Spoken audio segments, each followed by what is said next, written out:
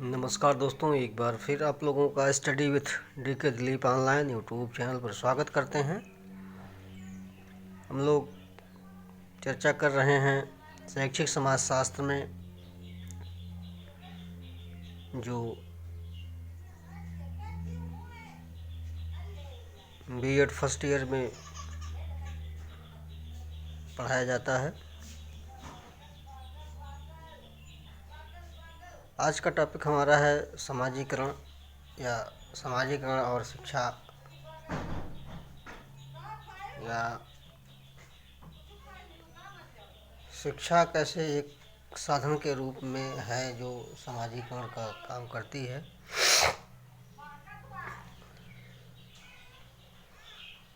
तो आइए देखते हैं कि समाजीकरण क्या है या समाजीकरण का अर्थ क्या है।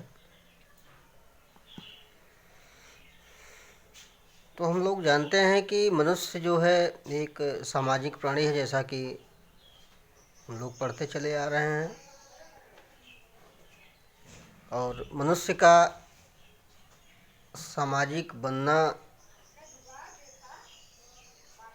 एक लंबी प्रक्रिया होती है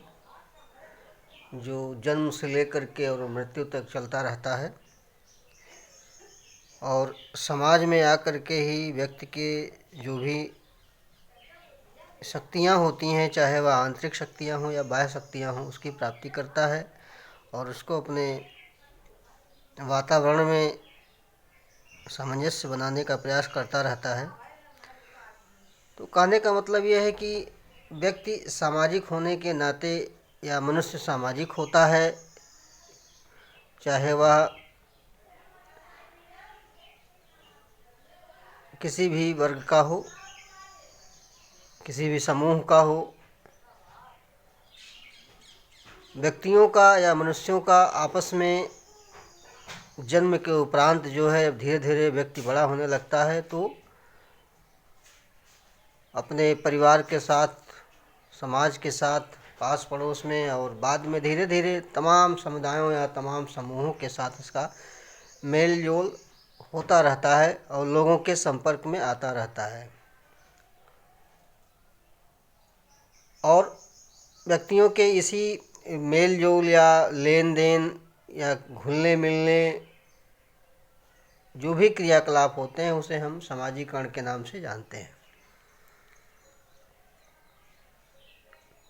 तो कहने का मतलब यह है कि समाजीकरण जो है एक ऐसी सामाजिक प्रक्रिया है जो मनुष्य को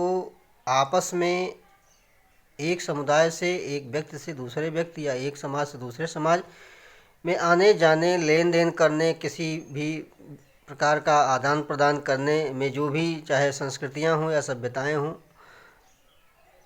उनके व्यवहारों का या उनके जो सामाजिक रीति रिवाज हैं, मान्यताएं हैं, उनके बारीकियों को सीख करके जो भी चीज़ें सीखता है, आत्मसात करता है, तो उसी क्रम में ही इसकी जो है हम समाजीकरण के नाम से इसको हम जानते हैं। बालक जन्म लेता है और तब तक उसमें कोई सामाजिकता का जो है लक्षण देखने को नहीं मिलता है, लेकिन जैसे जैसे वह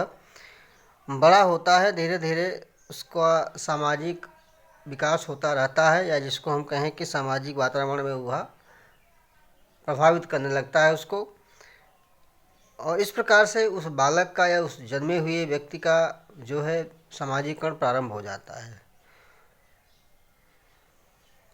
तो आइए देखते हैं कि समाजीकरण का अर्थ क्या है। तो हम देख रहे हैं कि समाजीकरण की जो प्रक्रिया है वह अंतर क्रियात्मक होती है, अर्थात एक दूसरे की क्रिया के द्वारा संपन्न होता है, जिसके द्वारा व्यक्ति का व्यवहार उससे संबंधित समूह के सदस्यों की प्रत्याशाओं के अनुरूप परिमार्जित होता है। अर्थात जो समूह के जो भी संस्कृतियाँ होती हैं, उन संस्कृतियों के अनुरूप जो है व्यक्ति के व्यवहारों में क्या होता है, परिमार्जन होता है, सुधार होता है, और इस प्रकार से व्यक्ति का समाजीकरण होता है। अर्थात व्यक्ति जितना अधिक व्यक्तियों व समुदायों व समाजों से क्रिया प्रतिक्रिया करता है, उतना ही अधिक उसका समाजीकरण होता है। यदि किसी व्यक्ति का समाजीकरण कम हो रहा है या कम हुआ है, तो कहने का मतलब यह है कि वह कम से कम समुदायों या समाजों में रहा होगा। यदि हम किसी एक व्यक्ति को जो है जंगल में छोड़ दें, एक मनुष्य को, और उसके आसपास कोई भी ऐसा सामाजिक वातावरण ना हो तो उसका जो है जंगली जानवर की तरह जो है उसका व्यवहार होगा। तो इस तरह से हम कह सकते हैं कि व्यक्ति जितना ही अधिक जो है समाज में घुले मिलेगा, आदान प्रदान करेगा, तो उसका सामाजिकरण ज़्यादा होगा। अब सामाजिकरण की जो कुछ परिभाषाएं विद्वानों ने दी है उसके बारे में चर्चा कर लेते हैं कि सामाजिकरण क्या है,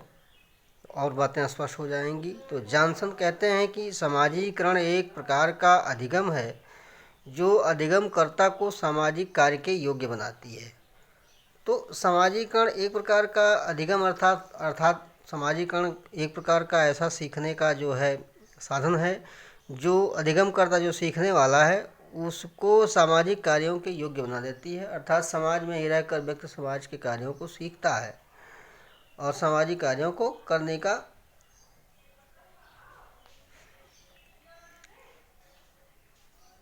काम हो जाता है उसका। और इस तरह से हम जॉनसन के बातों को व्यवहार के रूप में समझ सकते हैं कि किसी भी व्यक्ति को अगर हम कुछ सिखाना हो, पढ़ाना हो, तो हम उसे समाज के जो है अंदर ही उसे सिखा पढ़ा सकते हैं, सामाजिक दायरे के बाहर नहीं। इसी प्रकार बोगार्डस का भी कथन है कि सामाजिकरण वह प्रक्रिया है जिसके द्वारा मानव कल्याण के लिए एक दूसरे पर निर्भर होकर के व्यवहार करना सीखते हैं और ऐसा करने में सामाजिक आत्मनियंत्रण, सामाजिक उत्तरदायित्व तथा संतुलित व्यक्तित्व का अनुभव करते हैं। तो कहने का मतलब ये है कि जो भी सामाजिकरण है उनमें हम मानव कल्याण के लिए एक दूसरे पर, एक व्यक्ति दूसरे व्यक्ति पर क्या होता है, निर्भर होता है, और ऐसा करने के लिए उनमें जो है सामाजिक आत्मनियंत्रण की भावना पैदा होती है, उत्तरदायित्व की भावना पैदा होती है, और इससे उनका जो है संतुलित विकास होने लगता है और संतुलित विकास का अनुभव भी करते हैं। जब व्यक्ति का आत्मनियंत्रण और उत्तरदायित्व की भावना जग जाती है तो उसमें कहीं न कहीं स्व या व्यक्तित्व का, अपने जो संतुलित व्यक्तित्व होता है व्यक्ति का, उसका जो है गुण आ जाता है। तो इस प्रकार से हम कह सकते हैं जो उपरोक्त परिभाषाएं हैं वह यह स्पष्ट करती हैं कि सामाजिकरण जो है कहीं न कहीं आजीवन चलने वाली या सामाजिक सीख देने वाली एक विशेष प्रकार की प्रक्रिया है जिसमें व्यक्ति अपने तमाम मूल प्रवृत्तियों, भावनाओं इत्यादि पर क्या करता है, मूल्यों, मान्यताओं, परंपराओं को अपने अनुकूल या अपने वातावरण के अनुकूल जो है धारने का प्रयास करता है और उन कार्य व्यवहारों को करता है या उन कार्य व्यवहारों की तरफ उसका ध्यान आकृष्ट होता है। अब बच्चे का जो सामाजिकरण है वो उसकी प्रक्रिया कैसे होती है या उसकी प्रक्रिया कहाँ से प्रारंभ होती है, तो हम कह सकते हैं कि सामाजिकरण जो है जन्म के साथ जो है बालक कहीं न कहीं सामाजिक नहीं होता है। जब बच्चा शिशु होता है तो सामाजिक ना होकर के पूर्णतः असहाय होता है, क्योंकि वह कहीं न कहीं एक दूसरे पर आश्रित होता है और एक प्राकृतिक जीव या प्राणी होने के नाते जो है व्यक्तियों में सहयोग, विशेषता जो है कहीं न कहीं वह अपनी माता पर निर्भर होता है और इस निर्भरता में धीरे धीरे उस पर स्नेह स्नेह जो है कहीं न कहीं आत्मनिर्भरता की भी बात आने लगती है और बच्चा धीरे धीरे जब बड़ा होने लगता है उसमें परिपक्वता का भी संचार होने लगता है। तो उस परिपक्वता में तमाम बातें वो सीखता है, ग्रहण करता है और इस सीखने के क्रम में जो है कहीं न कहीं वह अपनी माता पर निर्भर होता है, धीरे धीरे परिवार पर निर्भर होता है, फिर समुदाय और पास पड़ोस, मित्रों इत्यादि पर भी निर्भर होकर के अपना जो है सामाजिकरण प्रारंभ करता है। तो शिशु जो होता है कहीं न कहीं सामाजिक व्यक्ति के रूप में या सामाजिक तौर तरीक़ों को अपनाने में, उन्हें ग्रहण करने में, जीवन को जो है एक सामाजिकरण की प्रक्रिया के रूप में इसको हम कह सकते हैं। तो सामाजिकरण जो है कहीं न कहीं सदैव एक गतिमान स्थिति में रहता है और यह जीवन चलने वाली प्रक्रिया है और विविध पहलुओं को सीख करके व्यक्ति जो है अपने जीवन को जो है सर्वांगीण विकास की ओर ले जाता है और जो भी परिस्थितियां उसके सामने आती हैं उन परिस्थितियों के अनुकूल अपना जीवन जो है जीता है और उन परिस्थितियों के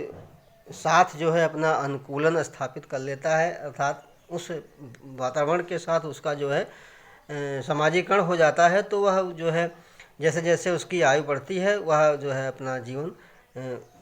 अग्रसर की तरफ जो है बढ़ने लगता है। तो इस प्रकार हम कह सकते हैं कि सामाजिकरण की जो प्रक्रिया है वह शैशव काल से लेकर के और किशोरावस्था तक ज़्यादा होता है। ऐसा माना जाता है कि शैशव काल, बाल्यावस्था और किशोरावस्था में सामाजिकरण का जो गति होता है वो बहुत तीव्र होता है। धीरे धीरे यह गति जो है मंद होने लगती है और धीरे धीरे बंद हो जाती है, क्योंकि एक उच्चतम स्तर तक व्यक्ति पहुंच जाता है, अर्थात वह पूर्ण मनुष्य बन करके समाज में अपना सहभागी सदस्य बन जाता है। अर्थात एक पूर्ण मनुष्यता की जब प्राप्ति हो जाती है व्यक्ति का, तो उसका सामाजिकरण जो है वहीं पर बंद हो जाता है और धीरे धीरे वह अन्य कार्यों को करने लगता है। इसके बाद हम लोग जो है चर्चा करेंगे कि सामाजिकरण के कौन कौन से घटक हैं या कौन कौन से कारक हैं जो उत्तरदायी हैं, जो सामाजिकरण में होते हैं। तो जिनमें हम कह सकते हैं ऐसे मोटे मोटा रूप में कि जो है व्यक्ति का नकल करने की आदत या अनुशासित होकर के जीवन जीना, नैतिक रूप से या आध्यात्मिक रूप से या सामाजिक अधिगम के द्वारा जो उनकी सामाजिक आकांक्षाएं हैं, इसके आधार पर हम जो है सामाजिकरण को या औपचारिक या अनौपचारिक जो भी अभिकरण है उसके आधार पर बच्चों का या व्यक्तियों का विद्यालय में, परिवार में, समाज में, मित्र मंडलियों में, जनसंचार के माध्यम से, विश्वविद्यालयों में, पत्राचार शिक्षा संस्थानों के माध्यम से, प्रौढ़ शिक्षा के माध्यम से इत्यादि जो भी अभिकरण हैं या जो भी घटक हैं, जो भी कारक हैं, वह उत्तरदायी होते हैं। इसकी चर्चा हम लोग अगले वीडियो में करेंगे। तब तक के लिए धन्यवाद।